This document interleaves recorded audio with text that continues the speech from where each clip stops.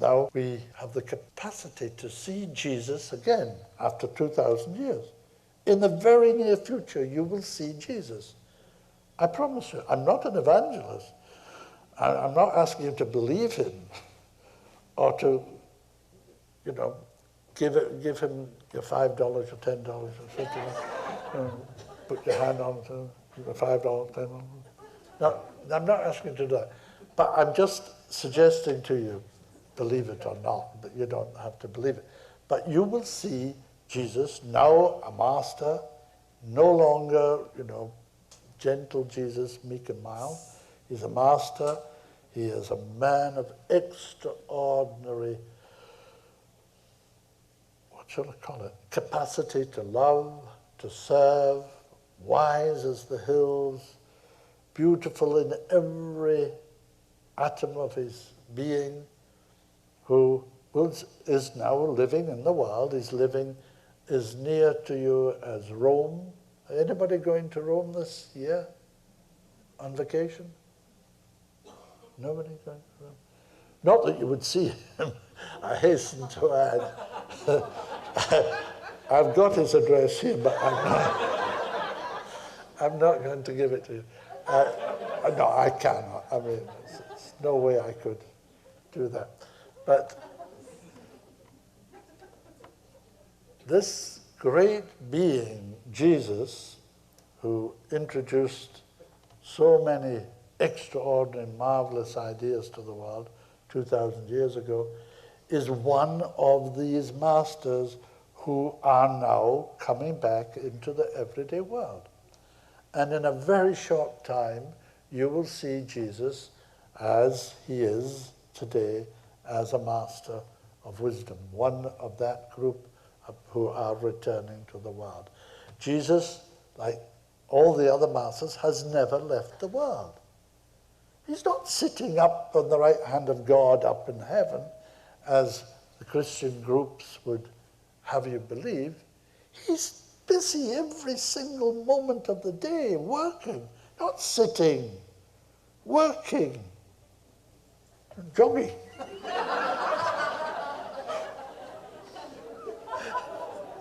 No, he's not jogging. But he could be jogging, He works very hard indeed, every minute of every 24 hours. No sleep, no food, just plain work. But the work is a joy, of course. It's not, he has a capacity for joy, which, if we had it, we would enjoy our lives so much better than we do. He is one of that group of masters who are returning now to the everyday world.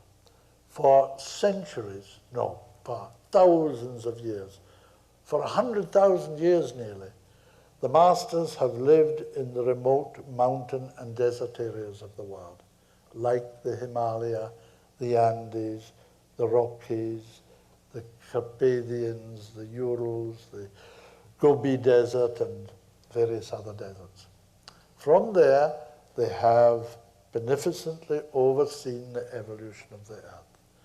They make up the spiritual or esoteric hierarchy of this planet, and they have worked almost exclusively through their disciples, men and women in the world. Give me the name of any man or woman who has significantly affected our civilization, our culture, down through the ages, and you will have given me the name of an initiated disciple of one or other of the masters. People like Plato, Aristotle, like Shakespeare, Leonardo, Michelangelo, Mozart, Beethoven, Bach, you name it, the great philosophers, the great theological people like Luther and other great religious thinkers, the people like Einstein, scientists of all kinds, These are disciples, if they are of a certain evolution, certain degree, disciples of the masters. And through them, the masters have worked. Some of the great world leaders, political leaders, have been conscious workers for the spiritual hierarchy, knowing who they were, working, knowing the masters, working for the masters. In this way, the masters know the world better than anybody knows the world. And we're living in the world, and yet any master knows far more about the nature of life on earth, even though he is somewhat distant from it. He may be living in the Himalaya and the Andes and so on.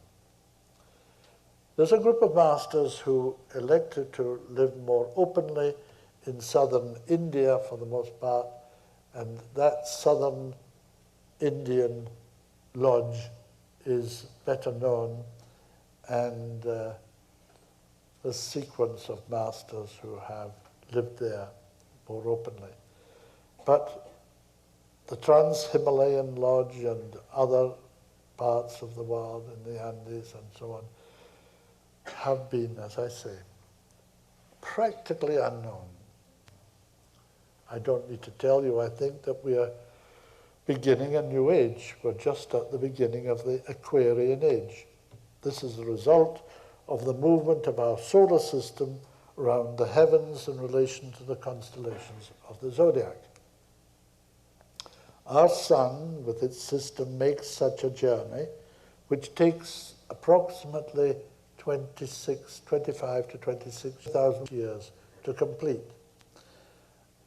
And so, again, approximately, it varies from cycle to cycle, approximately every 2,150 years, our sun comes into an alignment with each of the constellations in turn. And when we are in that alignment, we say we are in the age of whatever is the age, the name of the constellation. For the last 2,150 years, we were in that alignment with the constellation Pisces.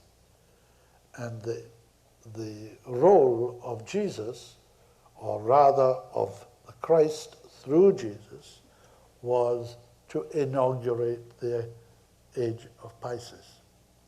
The early Christians knew, without any doubt, those around Jesus, his disciples knew that that was their role.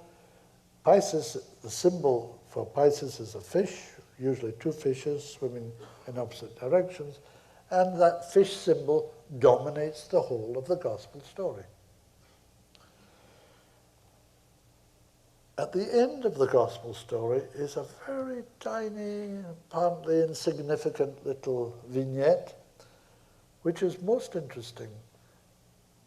Just before the end of Jesus' life, he sent the disciples into the town of Jerusalem and told them that there they would find a man carrying a pitcher of water on his shoulder.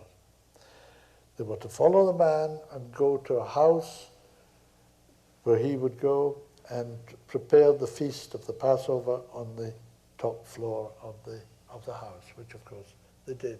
In that apparently insignificant little vignette, the Christ in Jesus foreshadowed his future role as the teacher, the avatar, as they call him in the East, for the age of Aquarius. The man with a pitcher of water, of course, is the age-old symbol for Aquarius.